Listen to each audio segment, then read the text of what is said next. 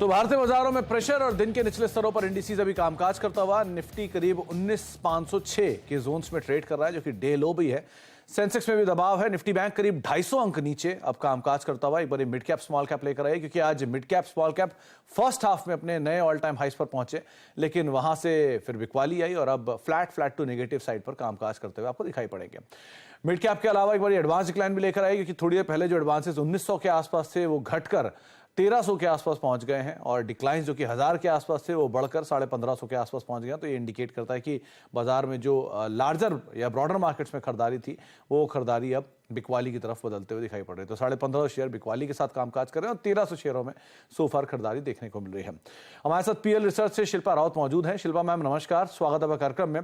पहले तो मार्केट्स को लेकर आपकी राय, क्योंकि कल भी हमारी बात हो रही थी 19,500 19,600 वो जोन जहां पर सबसे ज्यादा सप्लाई आती है, और आज भी हम उसी जोन पर आकर अटक गए। कैसे रीड कर रहे हो आप मार्केट्स को? जी गुड आफ्टरनून सुमित जी। यहाँ पे जैसा हमने कल भी बात किया था सेम ही है। यहाँ पे रेजिस्टेंस 19,600 650 के बीच में बहुत स्ट्रांग है। वहाँ पे इंट्राडे लेवल्स पे हमेशा एक सप्लाई आ जाता है जो वापस 19,500 19,450 के तरफ आपको लेके जाता है। बट देन अगेन ये वापस एक बाइंग जोन है। 19,450 के स्टॉप लॉस से आप एक लॉन्ग अटेम्प्ट अभी भी ले सकते हैं। वापस शायद 19,600 650 के जोन तक ही अप्रोच करेगा।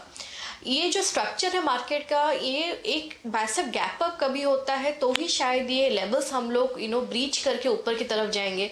अदरवाइज इंट्राडे में ऐसा कोई ट्रिगर नहीं है, ना ही कोई हैवी वेट स्टॉक्स में या कोई सेक्टर में जिसको लेके हम लोग ये दावे के साथ बोल सकते हैं कि आज एक ये रेजिस्टेंस लेवल्स को हम लोग अपसाइड की तरफ ब्रीच करके विल ब्रेकआउट।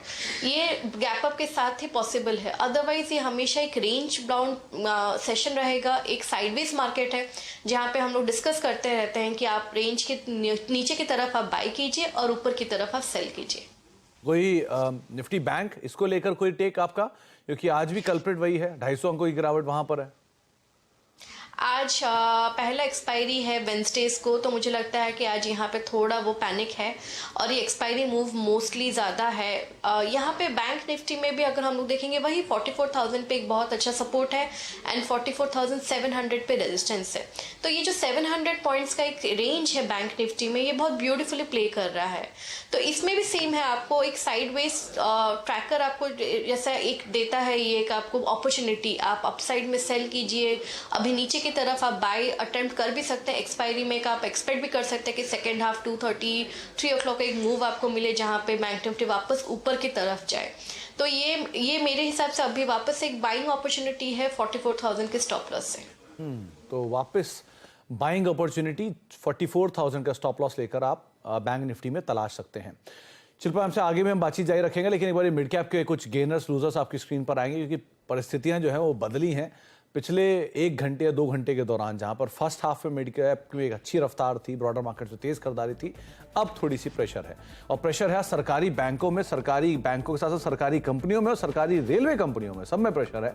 तो आपके सामने सरकारी bank UCO bank, PNB, union bank, Canara bank 1.5 से लेकर 2-2.25% के आसपास की बिकवाली यहां पर आते हुए आपको दिखाई पड़ेगी। और वैसे भी एक तरफा तेजी के बाद प्रेशर है पीएसयूज में, बीएचईएल, आईआरएफसी, एनएमडीसी, ये तीनों के तीनों दबाव में। इनफैक्ट रेलवे में ज्यादा प्रेशर है, तो आईआरएफसी इसलिए आपको 5% नीचे दिखाई पड़ेगा। तो एनएमडीसी 2%, बीएचईएल एक बढ़िया तेजी के बाद बिकवाली।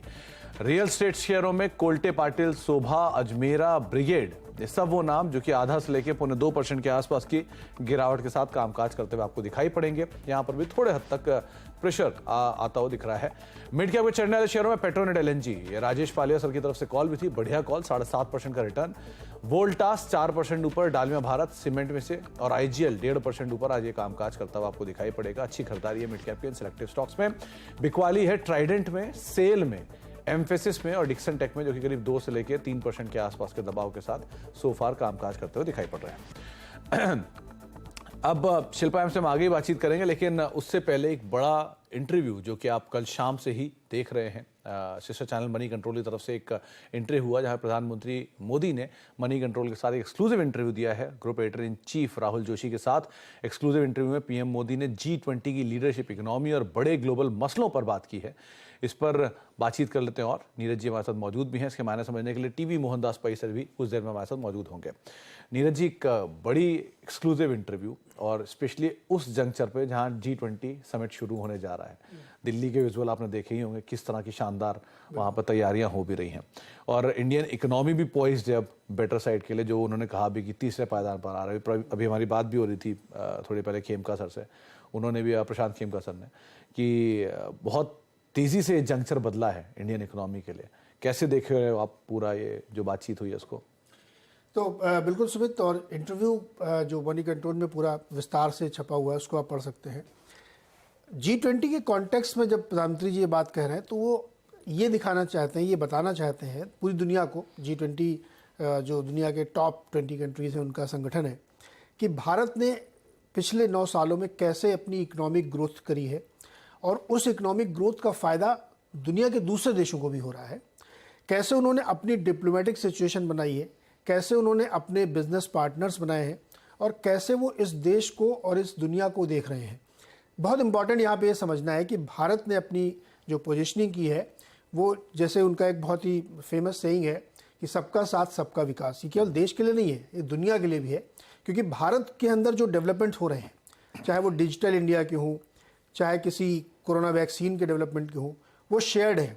आप देखिए यूपीआई का इस्तेमाल दुनिया के कई देश कर रहे हैं। कोरोना के समय वैक्सीन हमने कई देशों को दी। हमारे अड़ोस पड़ोस में एक आध देश डिफंक्ट हो गए, उनकी हमने आर्थिक मदद की।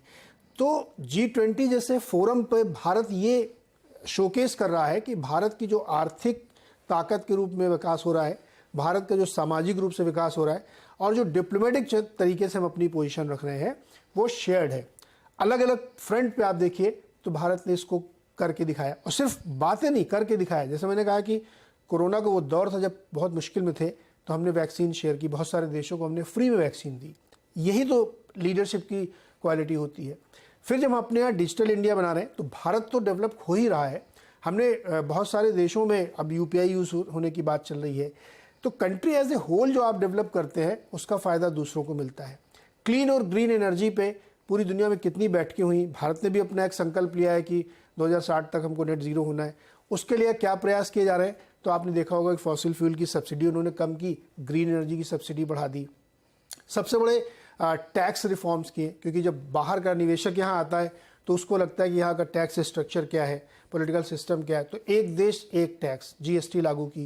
कॉरपोरेट टैक्स कम किए गए, जिससे विदेश की जब कंपनी यहाँ आए या तो उसको दिखे कि यहाँ पे एक सिमिलैरिटी है, और कॉरपोरेट टैक्स रेशनलाइज किए गए। PLI स्कीम लगाई गई, जिससे घरेलू कंपनियों को बहुत फ़ायदा हुआ। तो ओवरऑल जो एक जिसको कहते हैं सर्वांगीण विकास की तस्वीर G20 में भारत रख रहा है। और अगेन ये पूरी दुनिया के लिए है, मॉडल एक तरीके से हो सकता है, और इसका फ़ायदा कोई भी देश ले सकता है। हम तो शेयर करने के लिए बिल्कुल तैयार हैं कि आप हमारी तकनीक का, हमारे विकास का, हमारे मॉडल का फ़ायदा उठा सकते हैं। इस इंटरव्यू के अंदर वो चीज़ बताई गई है। तो जो सिचुएशन में बदलाव है, एक समय पर हम डिफेंस इंपोर्ट करते थे, लार्जेस्ट इंपोर्टर्स के तौर पे हमारे डिफेंस के लार्ज इंपोर्ट्स में आता था। अब हम डिफेंस एक्सपोर्ट करते हैं। वन, रेलवे के जो मैनेजमेंट से हमारी बात होती है वो भी ये बात मेंशन करते हैं कि कोचेस की डिमांड अच्छी है, तो हम एक्सपोर्ट भी करने लग गए रेलवे के प्रोडक्ट्स पे। अब PSUs जो अब तक रफ्तार नहीं पकड़ पाए थे, उन्होंने रफ्तार पकड़ी। शेयर मार्केट को छोड़ भी दीजिए, उनके कामकाज में, कार्यशैली में बदलाव है। कोल इंडिया जैसी कंपनियों में या पेट्रोनेट, ONGC जैसी कंपनियों में बड़ा बदलाव आया। सो जो पोजीशनिंग है इंडिया की नेट इंपोर्टर से अब एक्सपोर्टर की तरफ, स्पेशली फार्मा, IT के साथ साथ बाकी टेक्सटाइल एंड ग्लोबल फुटप्रिंट पर, ये क्या पूरी तरह बाजार में रिफ्लेक्ट हो गया है, पूरी तरह इकोनॉमी में रिफ्लेक्ट हो गया है, या अभी भी और बाकी है? नहीं, अभी तो ये शुरुआत है, बेस्ट आना बाकी है। वो बोला भी उन्होंने बोला, वो बिल्कुल सही बोला उन्होंने। पिछले 6-7 सालों के अंदर आप मोबाइल के सबसे बड़े एक्सपोर्टर बन गए दुनिया में। आपके यहाँ चाइना +1 या इम्पोर्ट सब्सटीट्यूशन की सारी फ़ायदे यहाँ पे लिए जा रहे हैं। ठीक है, वियतनाम वगैरह ने काफ़ी फ़ायदा उठाया, लेकिन अब भारत बड़े बड़े कंपनीज़ की चॉइस बन रही है। एप्पल को यहाँ दिलचस्पी है, टेस्ला को यहाँ दिलचस्पी है, वो लोग आ रहे हैं, अपने ऑफिसेस खोल रहे हैं। आप ये देखिए कि जब डिफेंस का मामला आया तो HAL जैसी कंपनी जो बहुत बुरी कंडीशन में थी, आज HAL के पास इतनी ऑर्डर बुक बड़ी है कि वो अगले 4-5 साल तक उनके पास काम अलग से न मिलने की ज़रूरत नहीं है, इतना ज़्यादा है। तो अगर हम अपना ही डिफेंस केवल सब्स्टिट्यूट कर लें डोमेस्टिक तरीके से, तो आप बहुत बड़े हो सकते हैं। आप BL को देखिए, HAL को देखिए, और कई प्राइवेट कंपनी देखिए एक्सपोर्ट कर रही हैं वो, तो इसका हमने फ़ायदा उठाया है। तो ये जो विकास का मॉडल रखा गया है, इसका फ़ायदा ये था कि हमने बड़े पैमाने पे इसको ग्रो करके दिखाया है। आप किसी भी फ्रंट में आप देखें, हर फ्रंट पे सरकार ने प्रयास करके इस काम को किया है। तो आप इसका फ़ायदा देखिए, हम $400 बिलियन के एक्सपोर्ट का टारगेट लेके चल रहे हैं और हम उसको काफ़ी करीब से अचीव करने की कोशिश कर रहे हैं। तो दूसरा एक बात ये कही जाती है कि जब भारत कोई बात कह रहा है या कोई चीज़ रख रहा है तो उसको दुनिया में बहुत संजीदगी से और सीरियसली लिया जाता है, क्योंकि आप भारत को अब उस नज़र से नहीं देखते, इग्नोर नहीं कर सकते हैं, क्योंकि भारत एक न सिर्फ बहुत बड़ी इकॉनमी, बहुत बड़ा बाजार है, भारत एक इकोनॉमिक माइट भी बनता जा रहा है। आप 5th लार्जेस्ट इकॉनमी बन गए हैं ना, अब तीसरी बनने की तरफ आप हैं, तो चाहे वो अमेरिका हो चाहे रशिया हो, इग्नोर नहीं कर सकते हैं। मुझे ये बताइए याद करके कि कब ऐसा हुआ है कि बहुत धमकी दी जा रही हो कि सैंक्शन लग जाएंगे, उसके बावजूद हम रशिया से ऑयल ले रहे थे? ये आपकी डिप्लोमेटिक पावर थी, लीडरशिप की पावर थी कि आपने ऑयल तब भी इंपोर्ट किया, अपनी करेंसी में पेमेंट किया और यूएस से भी डिफेंस डील की बावजूद रशिया के। तो ये सारी चीज़ें शोकेस करने वाली हैं और यही भारत की ताकत दिखा रही है यहाँ पे। ये बात तो सही कही कि एक ज़माने में वो क्रूड को लेके काफ़ी इशू हुआ था कि भारत के साथ जो रशिया से क्रूड लिया गया था एट देयर ओन करेंसी, और उस करेंसी के ऊपर अपनी टर्म्स के ऊपर उस पर काफ़ी इशू भी आया था, लेकिन फिर भी भारत ने इसका फैसला लिया, कड़ा फैसला लिया और पूरा किया। आगे भी से बातचीत करते हैं। कुछ देर में हमारे साथ टीवी मोहनदास पाई सर भी मौजूद होंगे, उनसे भी हम चर्चा करेंगे। एक छोटे से ब्रेक का वक्त है, ब्रेक के बाद लौटते हैं और उनसे बातचीत जारी रखते हैं।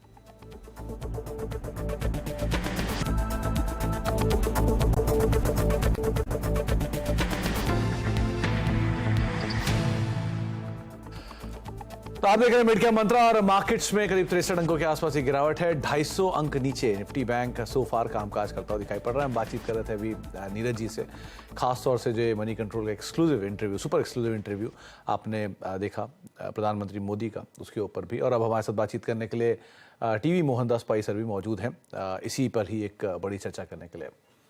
जी बिल्कुल, और हमने अभी थोड़ी सी चर्चा की कि एक एक्सक्लूसिव इंटरव्यू दिया है प्रधानमंत्री जी ने ग्रुप एडिटर राहुल जोशी जी को, उसमें बहुत सारी बातें रखी हैं। मोहनदास सर, मैं आपसे समझना चाह रहा हूँ कि G20 समिट भारत ऑर्गेनाइज कर रहा है और भारत अपनी माइट को शोकेस कर रहा है, जो इकोनॉमिक माइट है हमारी, जो पॉलिटिकल माइट है, और ये ओपन है कि पूरी दुनिया चाहे तो इसका फायदा भी ले सकती है। आप कैसे देखते हैं सर? देखिए, पहले तो मैं आपको बधाई देता हूं कि हमारे प्राइम मिनिस्टर जी ने आपसे इंटरव्यू दिया, वो तो बहुत बड़ी बात है, बहुत अच्छी बात है। लेकिन एक बात हमको सोचना पड़ेगा, आज विश्व में भारत का स्थिति, भारत का स्थान बहुत ऊंचा है। हम तो विश्व में 5वां स्थल पर है जीडीपी पर, और आज वेस्टर्न पावर्स और चाइना में बहुत अंतर हो रहा है, और वो अंतर के लिए वेस्टर्न पावर्स को भारत चाहिए, इसलिए वो क्वाड भी हुआ है। और तीसरी बात, सबको पता है कि अगले 10 साल में भारत का जो जीडीपी और इकोनॉमी आगे बढ़ेगा, चाइना का तो ज्यादा आगे नहीं बढ़ेगा, उनका सीवियर प्रॉब्लम्स है, यूरोप का प्रॉब्लम्स है, और इसलिए ये तो ग्रोथ इकोनॉमी है, और चाइना में इन्वेस्ट करना तो नामुमकिन है सब लोगों के लिए।